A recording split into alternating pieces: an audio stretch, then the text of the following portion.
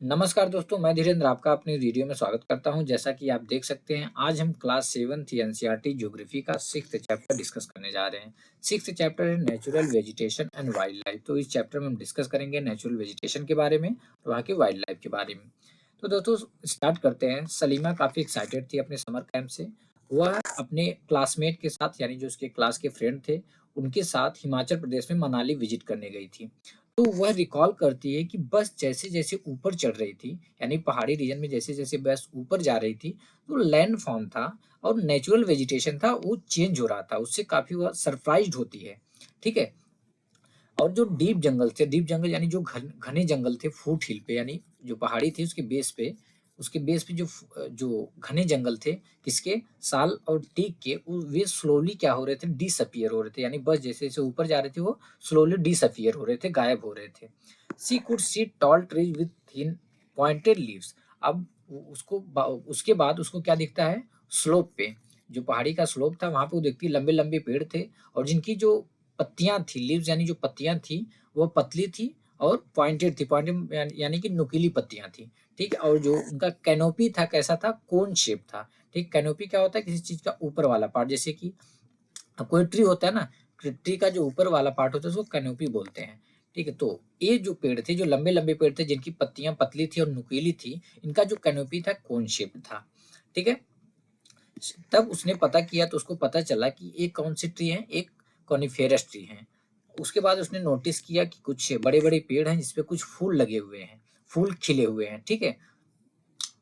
एक किसके फूल थे? ये रोडोडेंड्रन्स के फूल थे, ये फूल थे। तो बड़े-बड़े पेड़ों पे कुछ फूल खिले हुए थे, तो ये रोडोडेंड्रन्स के फूल थे।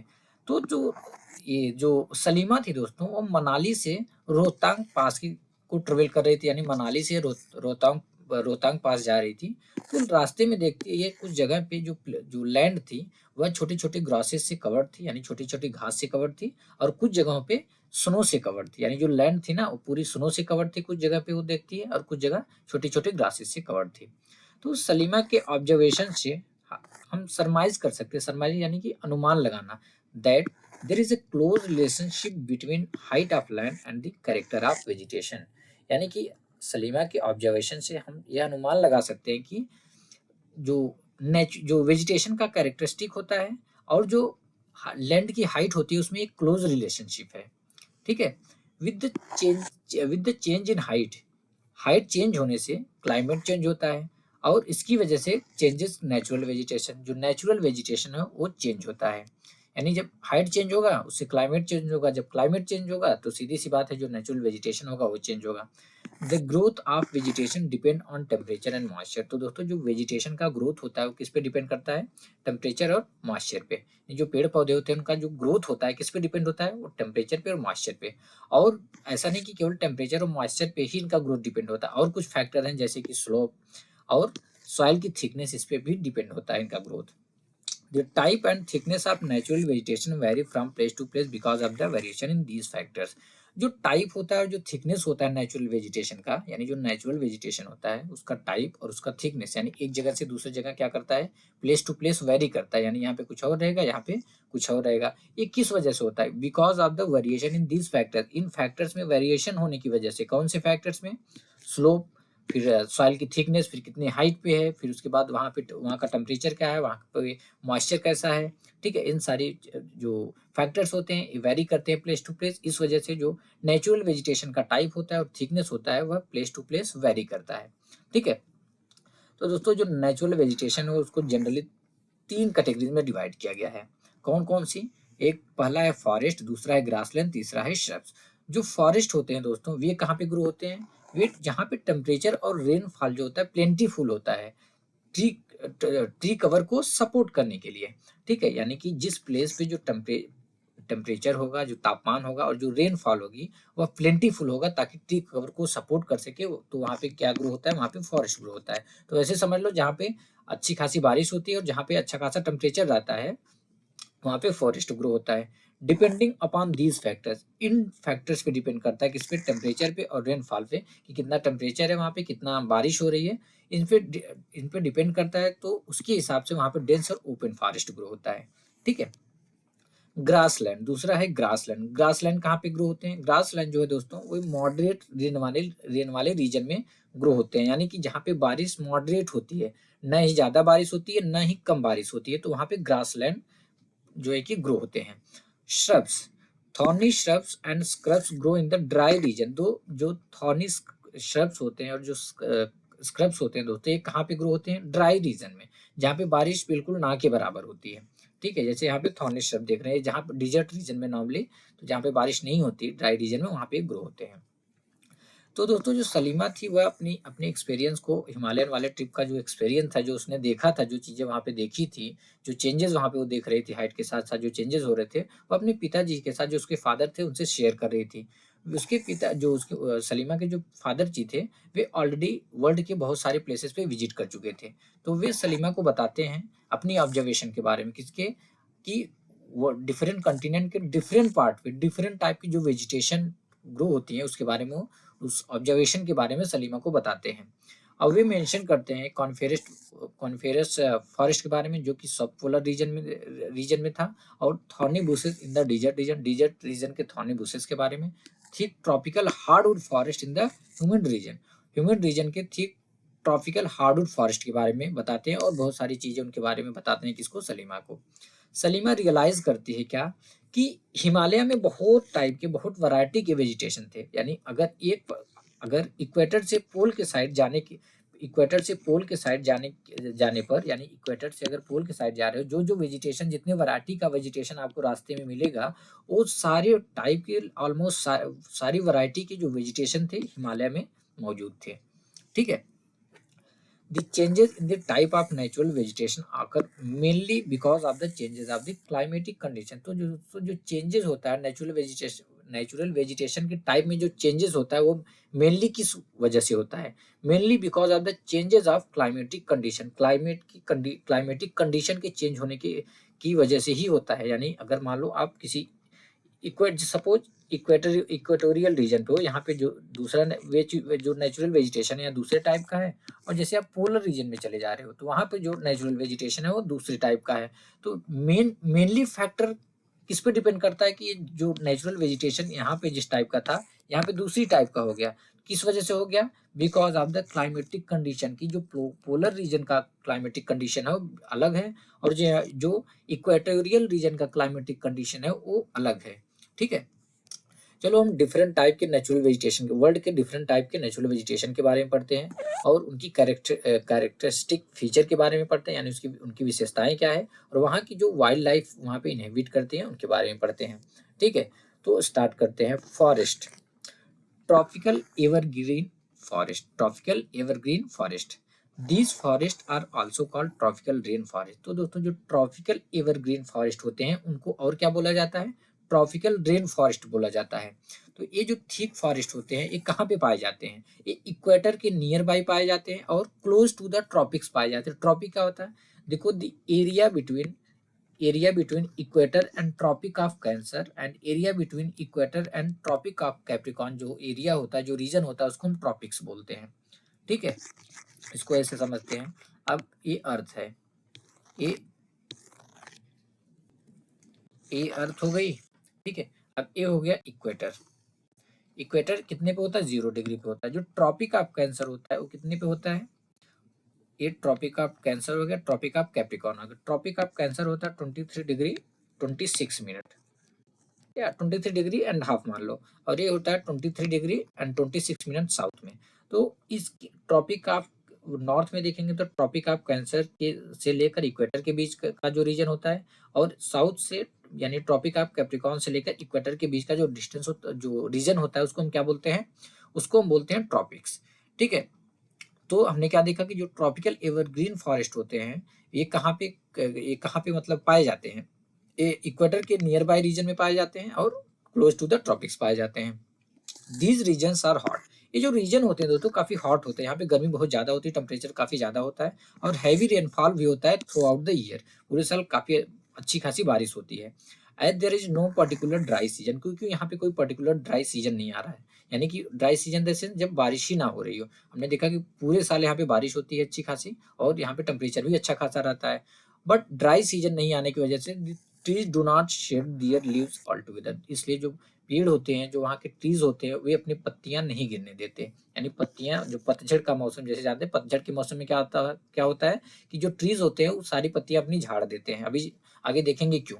बट यहाँ पे क्योंकि बारिश, प्लेंटीफुल बारिश होती है, तो यहाँ पे पतझड़ का मौसम नहीं आता, यानी ट्रीज जो होते हैं अपनी पत्तियां जो है शेड नहीं करते। शेड मतलब गिराना, ठीक है।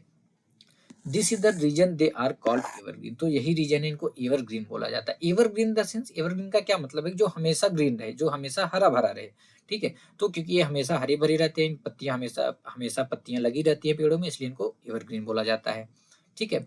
The thick canopies of the closely spaced tree do not allow the sunlight to penetrate inside the forest even in the daytime। तो दोस्तों इनकी जो कैनोपीज होती है ना, इतनी ज्यादा घनी होती है, इतनी ज्यादा डेंस होती हैं, जो कैनोपीज होती है, यानी ट्री हो गए, जो इनकी कैनोपीज होती है, क्योंकि जंगल बड़ा काफी घना होता है, तो इनकी कैनोपीज इतनी ज्यादा थिक होती हैं कि ये सनलाइट को अलाउ नहीं करती कि सनलाइट पेनिट्रेट करके ग्राउंड पे आ जाए, ठीक है। डे के टाइम में भी, रात के टाइम में तो आएगा ही नहीं, बट डे के टाइम में भी सनलाइट नीचे नहीं पहुंच पाती।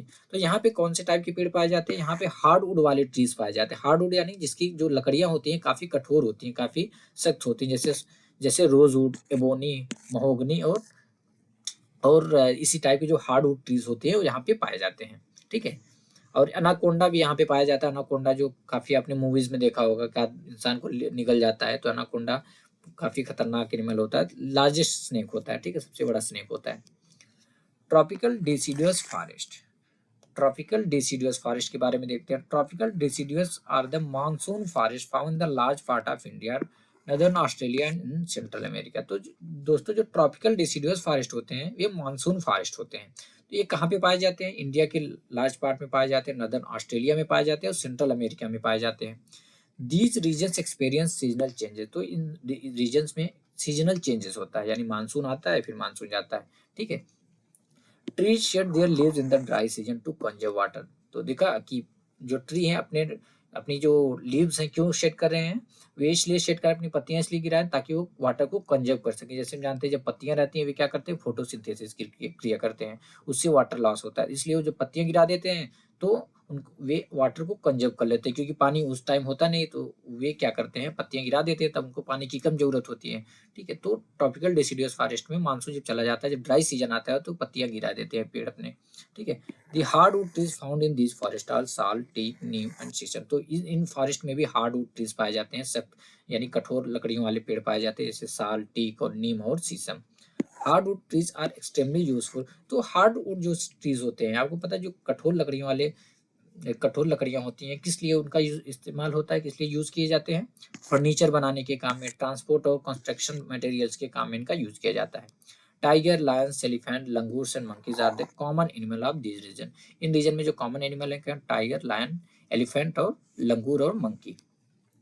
Temperate evergreen forest, the temperate evergreen forest are located in the mid latitudinal coastal region, तो दोस्तों जो टेम्परेट एवरग्रीन फॉरेस्ट हैं ये कहाँ पे लोकेटेड है, ये मिड लैटिट्यूडनल रीजन में। यार एक चीज नोटिस करना, मिड लैटिट्यूडनल रीजन में, पहली बात की ट्रॉपिक ऑफ जैसे कैंसर हो गया इधर, इसके ऊपर मिड लैटिट्यूडनल रीजन में लोकेटेड है, पहली कंडीशन है मिड लैटिट्यूडनल रीजन में। दूसरा है कि कोस्टल रीजन में, ठीक है, कोस्टल रीजन में यानी कि जो समुद्र का किनारा वाला रीजन है वहां पे लोकेटेड है। They are commonly found along the eastern margin of the continent, तो दोस्तों एक कॉमनली कहाँ पे पाए जाते हैं, जो कंटिनेंट है ना, जो सारे कंटिनेंट है उनके ईस्टर्न मार्जिन पे, उनका जो ईस्टर्न मार्जिन है वहां पे पाए जाते हैं। एग्जाम्पल के लिए south east USA, south China और साउथ ईस्ट ब्राजील। अब इसका भी रीजन है, ठीक है। आपको याद होगा जब हम 5th चैप्टर डिस्कस कर रहे थे वाटर, तो हमने उसमें पढ़ा था कि जो करंट होती हैं, दो टाइप की करंट होती हैं, एक कोल्ड करंट, दूसरी वार्म करंट। तो वार्म करंट जो होती हैं वे इक्वेटर की साइड से, यानी इक्वेटर से वे पोल की तरफ जो फ्लो होती हैं, जो वार्म करंट होती हैं, ठीक है, इक्वेटर से पोल की तरफ बहती है, फ्लो होती हैं। और जो कोल्ड करंट होती है वे पोल से किधर फ्लो होती हैं, इक्वेटर की तरफ। और ये दोनों करंट जहाँ पे मिलती हैं, यानी वार्म करंट और कौन सी करंट और कोल्ड करंट, ये दोस्तों जहाँ पे मिलती हैं एक दूसरे से, वहां पे काफी डेंस होता है। डेंस यानी वहां पे फॉग ज्यादा रहता है, वहां पे वेदर काफी रफ होता है, और वेदर रफ होता है तो फिर वहां पे लो एरिया का फॉर्मेशन भी होता है। लो एरिया नहीं, साइक्लोन फॉर्म होते हैं। तो साइक्लोन फॉर्म होते हैं तो वहां से साइक्लोन उठते हैं तो वहां पे साइक्लोनिक रेनफॉल होता है। तो उस वजह से यहाँ पे टेम्परेट एवरग्रीन फॉरेस्ट पाए जाते हैं जो हमारे कंटिनेंट है उनके कहाँ पे, ईस्टर्न मार्जिन पे। ठीक है, दे यहाँ पे दोनों टाइप की पेड़ पाए जाते हैं, यानी इनकी हार्डवुड वाली ट्रीज भी और सॉफ्टवुड वाले भी, से ओक, पाइन, यूकलिप्टस। ठीक है, टेम्परेट डेसिडुअस फॉरेस्ट। फोर्थ क्या है, temperate deciduous forest. As we go toward higher latitude, जब हम हायर लैटिट्यूड की ओर जाएंगे, there are more temperate deciduous forest, वहां पे हमको बहुत सारे टेम्परेट डेसिडियस फॉरेस्ट दिखेंगे। ये कहाँ पे पाए जाते हैं, ये north eastern part of USA, USA के नॉर्थ ईस्टर्न पार्ट में, चाइना में, न्यूजीलैंड में, चिली में, and also found in the coastal region of western Europe. तो दोस्तों जो वेस्टर्न यूरोप है उसके कोस्टल रीजन में भी ये पाए जाते हैं।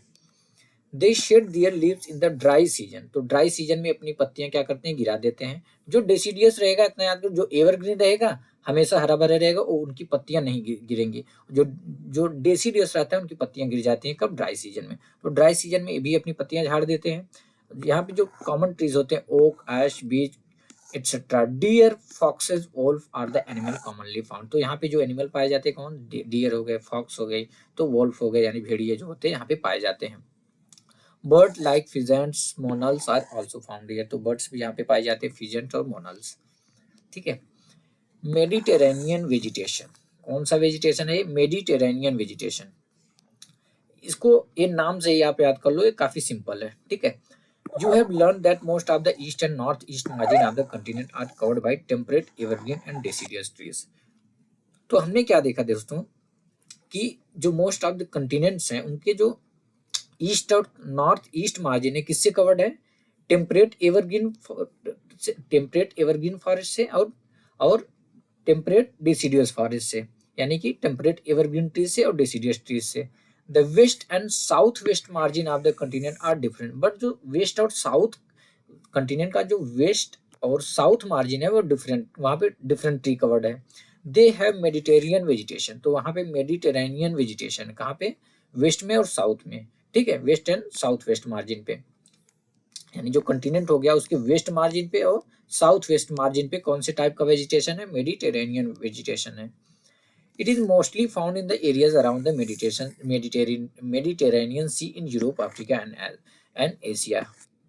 तो दोस्तों ये मोस्टली कहाँ पे पाया जाता है, जो मेडिटेरेनियन सी है उसके अराउंड एरियाज में पाया जाता है, यानी यहाँ पे मेडिटेरियन सी है, यहाँ पे यूरोप हो गया, फिर एशिया हो गया, यहाँ पे अफ्रीका हो गया, तो यहीं पे पाए जाते हैं। इसी वजह से इनका नाम भी किस टाइप का वेजिटेशन है, मेडिटेरेनियन वेजिटेशन, यानी मेडिटेरेनियन सी के अराउंड पाए जाते हैं, इसलिए इनका नाम भी मेडिटेरियन वेजिटेशन हो गया।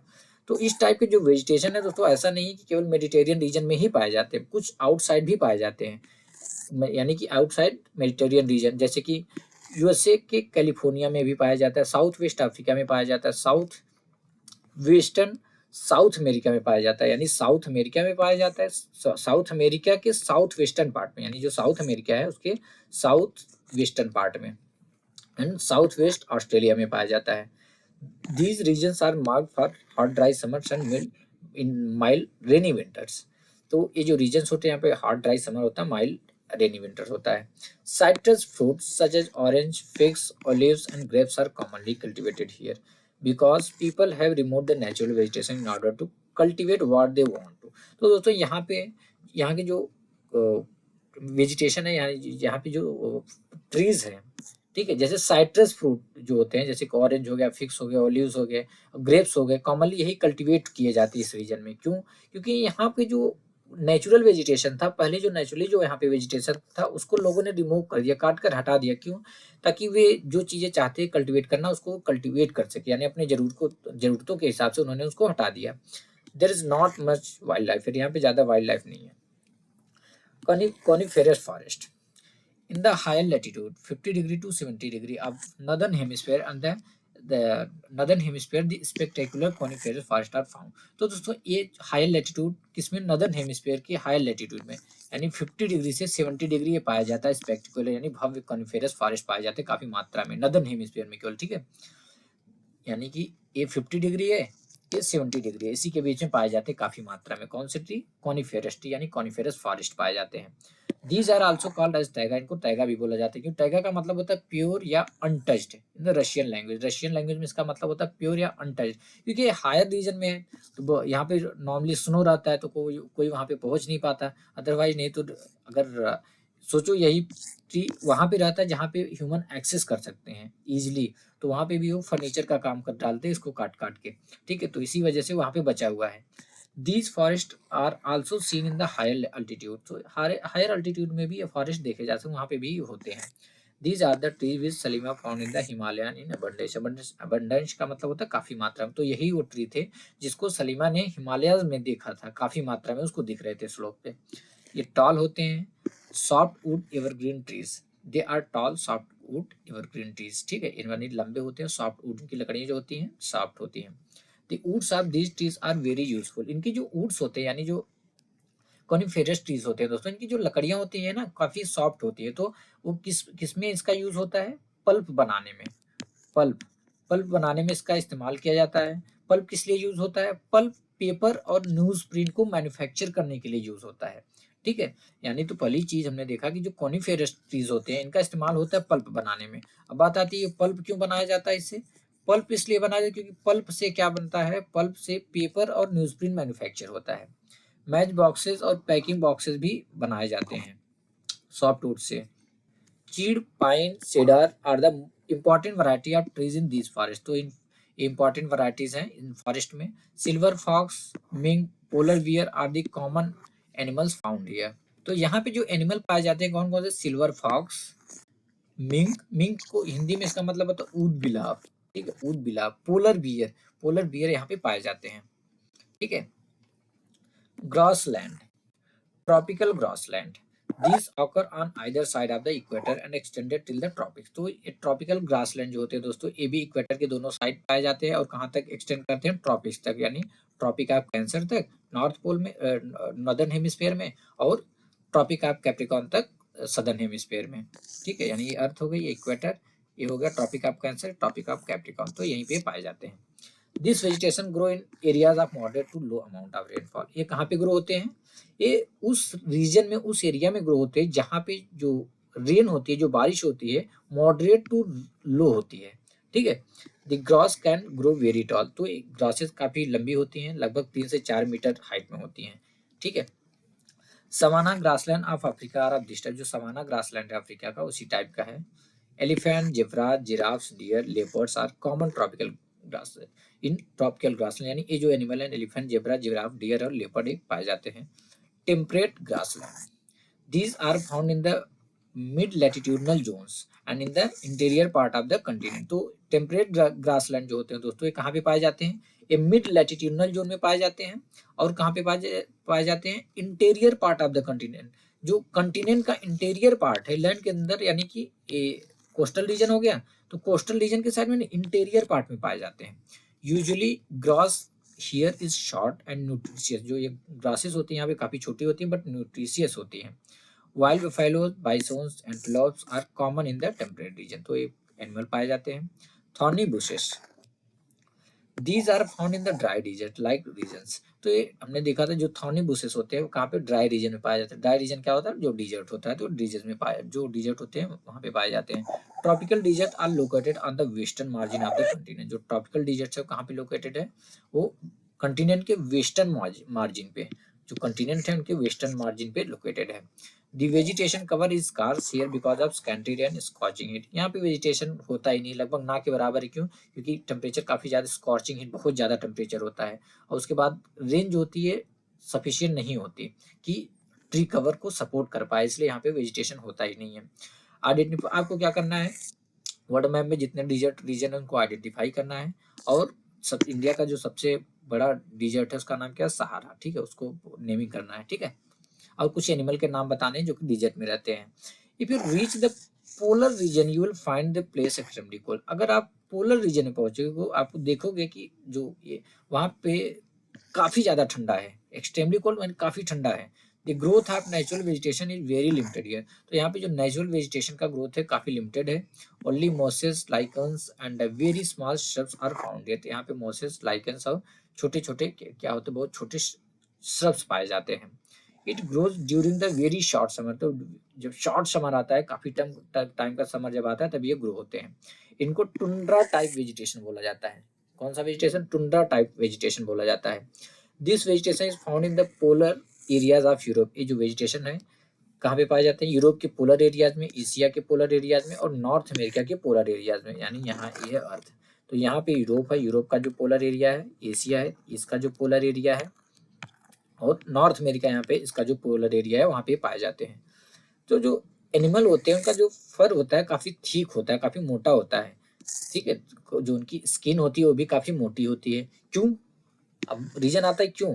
क्योंकि इसलिए होता है कि जो कोल्ड क्लाइमेट वहां होता है उसको वे प्रोटेक्ट करते हैं, उससे प्रोटेक्ट हो सके, यानी एक प्रोटेक्शन प्रोवाइड करता है, ठीक है। यानी कोल्ड क्लाइमेटिक कंडीशन से प्रोटेक्ट करने के लिए ऊपर वाले ने इनको क्या थिक फर दिया है और थिक स्किन दिया है। यानी कि जहाँ का जैसा इन्वायरमेंट रहेगा उस हिसाब से वहाँ पे इनहेबिटेट होते हैं, यानी चाहे एनिमल हो चाहे जो हो उस हिसाब से वहाँ पे डेवलप होते हैं, अडॉप्ट होते हैं। जैसे यहाँ पे देख सकते हो ये पोलर बियर, यहाँ की इसका जो स्किन है काफी मोटी होती है, जो फर यानी जो रुआ है, हिंदी में उसको रुआ बोलते हैं, तो वो काफी मोटा होता है, इसलिए ताकि वहाँ का जो कोल्ड क्लाइमेटिक कंडीशन है उससे ये प्रोटेक्ट कर सके अपने आप को। Seal, walruses, musk oxen, arctic owl, polar bear and snow foxes are some of the animal found here। तो एक एनिमल्स है जो कि वहाँ पे पाए जाते हैं, ठीक है। Salima's father showed her some photographs of thick forest. तो सलीमा के पिताजी को कुछ घने जंगलों का फोटोग्राफ दिखाते हैं। In some of the photograph Salima observe, कुछ फोटोग्राफ में सलीमा ने ऑब्जर्व किया that people were cutting trees, कि लोग जो है पेड़ों को काट रहे हैं और जंगलों को क्लियर कर रहे हैं। और उसके जो सलीमा के पिताजी से उन्होंने एक्सप्लेन किया कि जो लोकल लोग हैं वे चाहते हैं कि जो लैंड हो उसको कल्टीवेट करे, यानी एग्रीकल्चर के लिए वहाँ पे खेती कर सके और वहाँ पे वे सेटल हो सके, इसलिए वो उसकी कटाई कर रहे हैं। सो दे क्लियर अप द फॉरेस्ट, लिए वो जंगल को क्या कर रहे हैं? क्लियर कर रहे हैं। Salima started wondering if all forest are clear. Salima ने सोच रही थी कि अगर सारे जंगल क्लियर कर दिए जाएंगे then where will the wild life go, कि जो वाइल्ड लाइफ है, जो यहाँ के एनिमल है, जीव जंतु जो हैं वे कहाँ पे जाएंगे? Will the forest take its original shape again, क्या जो फॉरेस्ट होता है फिर से अपना शेप ओरिजिनल ले लेता है, यानी एक बार काट दिया कोई फिर से वैसा ही हो जाता है। If people go on cutting the trees like this, अगर लोग ऐसे पेड़ों को काटते रहे, ट्रीज को काटते रहे, will there be enough oxygen, क्या इनफ ऑक्सीजन होगा, अवेलेबल होगा, वाटर वेपर होगा, टिम्बर होगा, फ्रूट नट्स अवेलेबल होंगे फ्यूचर में। Do you agree with Salima, क्या आप सलीमा से एग्री हो? होल्ड अ डिस्कशन, आपको एक डिस्कशन करना अपने फ्रेंड के साथ, किसके बारे में? About the depletion of our diversified flora and fauna, जो हमारा डाइवर्सिफाइड फ्लोरा और फाउना है जो उसका डिप्लेशन हो रहा है, दिन पे दिन कम कम होते जा रहा है, उसके बारे में डिस्कशन करना है, ठीक है। और उसको इनको कंजर्व करने के कुछ मेजर बताने हैं आपको। और देखते हैं दोस्तों, जो ग्रास लैंड होते हैं डिफरेंट कंट्रीज में डिफरेंट नेम से जाने जाते हैं। जैसे ट्रॉपिकल ग्रास लैंड जो होते हैं, ईस्ट अफ्रीका में उनको सवाना बोलते हैं, ब्राजील में कैंपोस बोलते हैं, वेनेजुएला में लानोस बोलते हैं, ठीक है। और जैसे टेम्परेट ग्रास लैंड हो गया, उनको क्या बोलते हैं? अर्जेंटीना में पैम्पस, नॉर्थ अमेरिका में प्रेरी, साउथ अफ्रीका में वेल्ड, एशिया में उनको, पूरे एशिया में स्टेपीज बोलते हैं, ऑस्ट्रेलिया में उनको डाउन बोलते हैं। तो फाइनली दोस्तों हमने यह चैप्टर कंप्लीट कर लिया और आशा करता हूँ कि आपको भी यह चैप्टर समझ में आ गया होगा। तो मिलते हैं नेक्स्ट वीडियो में।